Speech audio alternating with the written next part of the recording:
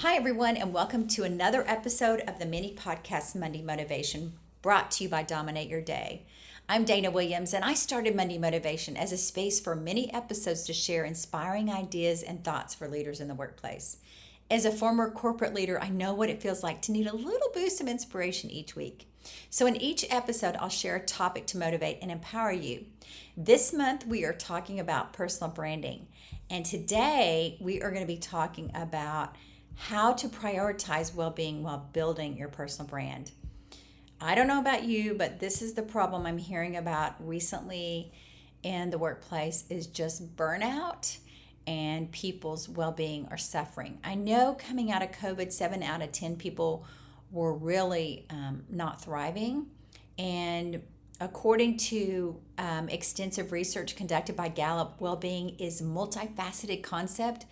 It encompasses 5 crucial areas. So I'm going to go through those with you today. And then we're going to talk about how, if you're not thriving in these areas, how it can affect your personal brand. The 5 areas are career well-being, social well-being, financial well-being, physical well-being, and community well-being. So understanding and nurturing each of these areas can significantly enhance your overall quality of life and effectiveness in your personal branding. In career well-being, this pertains to how you occupy your time and whether you enjoy what you do each day. The other way I summarize it in the Strengths Journal, which is my daily planner that helps you live in your strengths daily, is we actually have people rate where they are each week. And I call this first one, career well-being, I call it purpose. Just are you living out your purpose each day? Fulfillment in your career can lead to higher productivity, better performance, and increased happiness. And really, when you're in your purpose, you're more energized. Number 2 is social well being. So, relationships and social connections are vital for maintaining emotional health. Engaging in positive interactions with others can provide support, encouragement, and a sense of belonging. Did you know that we need about 6 hours of social every day? That's human to human contact. It could be texting, it could be emailing, and of course, in person. But it's not just you and the computer with no humans all day. And so it's very important if you find yourself in that situation where you're not interacting with humans all day, that your social well being might be suffering. And then third is financial well-being. Manage your economic life in a way that reduces stress and enhances security.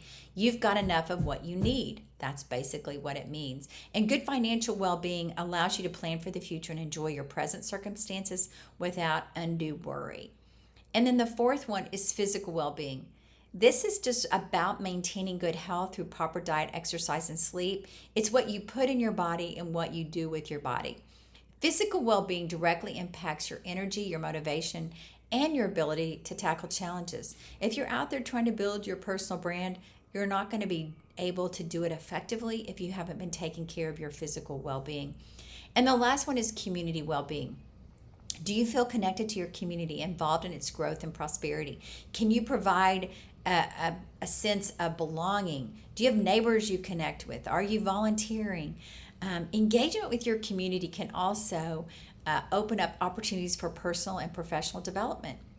When you focus on these 5 areas of well-being, you can create a balanced approach to life that supports your personal brand and overall happiness. And achieving well-being can be challenging due to the various factors that disrupt balance in the 5 key areas.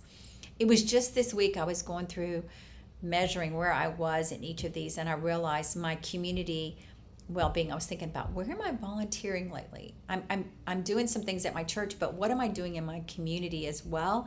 And I realized that it's time for me to start giving back in my community, and I haven't been doing that in a while, and I can feel that. Even just helping at where I live, they have volunteer groups that get together and do things to help with the community, and I haven't been involved in any of that. It was just a season where I was extra busy, but now I think it's time for me to really think about that. So that's an area that I'm going to work on that I haven't worked on. And often we just don't know. We don't even think about it. and we're facing obstacles in our lives, such as job dissatisfaction, or maybe toxic social interactions. Maybe you've got financial instability or poor health habits, and it's limited community involvement. These hurdles can lead to stress, burnout, and a diminished sense of purpose. So, without a proactive approach to addressing these issues, maintaining sustained well being becomes elusive. So, it is essential to recognize and actively manage these areas to achieve overall satisfaction. I created the Strengths Journal, which is a daily planner, which is a companion guide to Clifton Strengths, which is an assessment to know your unique talents. And I am a big believer. I've been using this now for 5 years, and I've been been out for the public for 3 years. I'm a big believer in managing your day based on your unique talents, not what somebody else is doing, but who you uniquely are. And that's how we approach well-being as well. So I went out into the corporate world and I looked at different people who had life transformations. It might have been a career transformation. It might have been somebody that wasn't doing well in their career because they weren't in their purpose, or they weren't being recognized, or they were in a toxic environment, and they turned their life around. And I came across a gal named Vivian Tu. So Vivian Tu's journey exemplifies the profound impact that focusing on key areas of well-being can have in your life and career. After a significant career transition, Vivian authored the book Rich AF, which not only reflects her financial acumen, but also underscores the importance of financial well-being. By managing her economic life effectively, she was able to reduce stress and enhance her sense of security. Moreover, Vivian's story highlights the importance of career well-being. She pursued a career that aligned with her passions and her strengths. She achieved higher productivity and satisfaction, and her success in a new field allowed her to experience increased happiness and performance. A true testament to the power of aligning one's career with personal strengths. In addition to her career financial well-being, Vivian's engagement with her readers and followers through her book and social media platform showcase her commitment to social well-being. She cultivated a positive relationship and a sense of community, providing support and engagement to others striving for financial independence. Vivian's balanced approach, incorporating financial stability, career satisfaction, social connections, and community involvement, serves as a comprehensive model for holistic well-being. Her journey illustrates that by prioritizing these critical areas, one can navigate significant life transitions successfully and enjoy a fulfilling, balanced life. And what happened to Vivian is she got out of college, she got into her first job, which I think was working with clubs, and then she got into the financial world and was working in a financial services company. And she wasn't recognized for her talent. She wasn't seen or heard at work as a contributor. She didn't feel like she was bringing meaningful contributions. And then she got into the social media space, and she started using her skill of financial management in the social space and grew her huge following, which then led to her working for herself and led to her book. And so she didn't just sit there and stay in that toxic environment in the financial workplace. She made some big changes. And I think by reading about her and reading her book, not only will you gain a lot of insight in her financial acumen, but you will see how she also boosted her well-being in the areas not only of financial, but of her purpose, her career well-being, as well as social and community. She's very successful today. And one of the tips that I took from her, there were several, and I'll share them all with you. But one of the financial tips that I took from her was negotiate everything, whether it's your phone bill, your electric bill, she said there's not one person that's one of your vendors that you work with that you can't negotiate with. And so I'm working on that right now. I thought that was a great tip. So look at what Vivian did. She took the time to realize she was in a toxic environment. She used her skills with financial acumen, and she created her brand around helping others. And she also boosted her well-being. So here's some action items for you as you're thinking about developing your personal brand that were inspired by Vivian. Um, and I'd love for you to take notes of these because I think there's some great insight here. Her number one recommendation from her book, From Rich AF, is to know your worth. This is the biggest thing that I think most entrepreneurs, most leaders deal with is they see themselves less than they really are. They're not looking at their life abundantly. And Vivian said it's about recognizing your value and finding the right platform to showcase your talents, paving the way for well-being while building your brand. So what you do first is you identify and you market your various skills. Don't limit yourself to a single linear career path. She was kind of in different areas. She was in this club scene, then she was in the financial scene, and then she was in the social media scene. Some of your lesser known abilities could open doors in different industries and roles. So know when to move on. Remaining in a stagnant or toxic environment is going to stifle your professional growth and ultimately your financial potential. Her number 2 recommendation from her book is align your career with your passion. Pursue a career that matches your strengths and interests to achieve higher productivity and job satisfaction.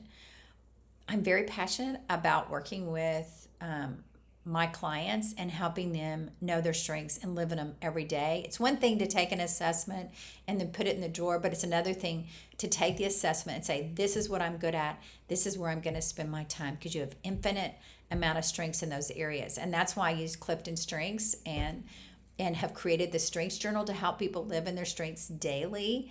And then all of a sudden, they are finding that they have better energy, they're more productive, and they're more confident because they know what they're made of. And number 3 is build social connections. Engage with supportive communities and cultivate positive relationships to boost your social well-being. I'm going to ask you, are you networking right now, whether inside your company or outside your company? It's important to network. And I love how Vivian talks about networking relentlessly. What are the things you can do? What are key opportunities that where you can connect with others? These are going to be where connections arise both within and outside your current workplace.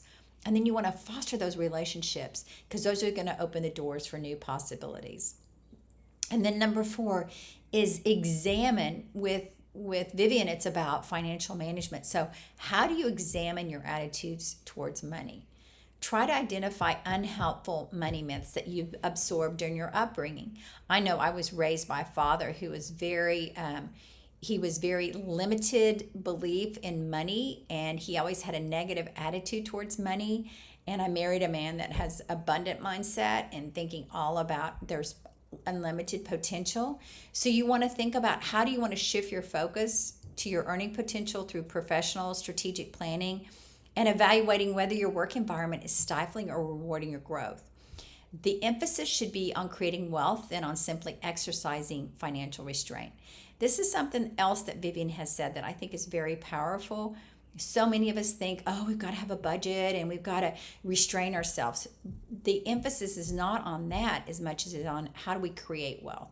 What is it that we can do that can be scaling? What is it that we can do that can be making money while we sleep? What are those things that will take us away from financial restraint to abundance?